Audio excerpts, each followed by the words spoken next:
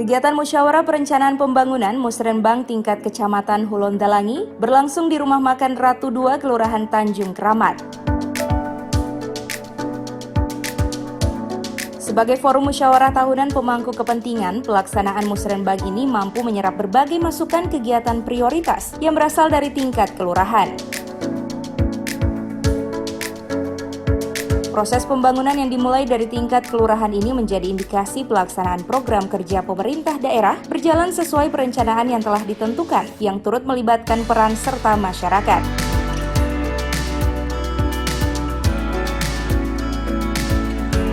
Meski berbagai usulan program pembangunan belum sepenuhnya terakomodir karena keterbatasan anggaran serta urgenitas program, hal ini mampu membangun kebersamaan masyarakat bersama pemerintah serta elemen terkait lainnya.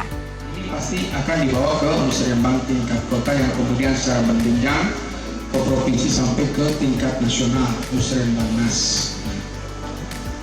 Yang untuk kelurahan saya kira itu sudah dirumuskan dan dibicarakan, didiskusikan, dimusyawarahkan pada tingkat kelompok warga di masing-masing kelurahan yang tadi sudah disampaikan dengan memakai formula 211 tadi. Untuk itu saya berharap dalam Musrenbang ini saya menginginkan bahwa Musrenbang itu jangan hanya sekedar kegiatan yang bersifat formalistik saja. Artinya yang penting musren, laksanakan Musrenbang, kelurahan sudah, kecamatan sampai tingkat kota.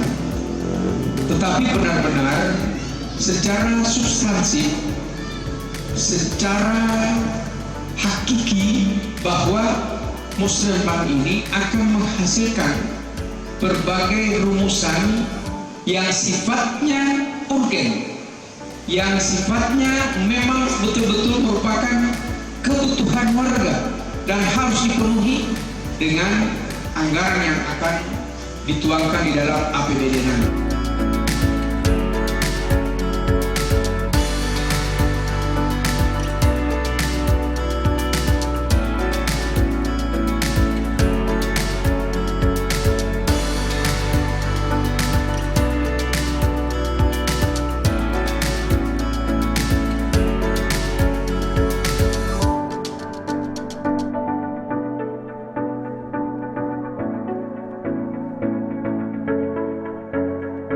Tim Liputan Advertorial Mimosa TV.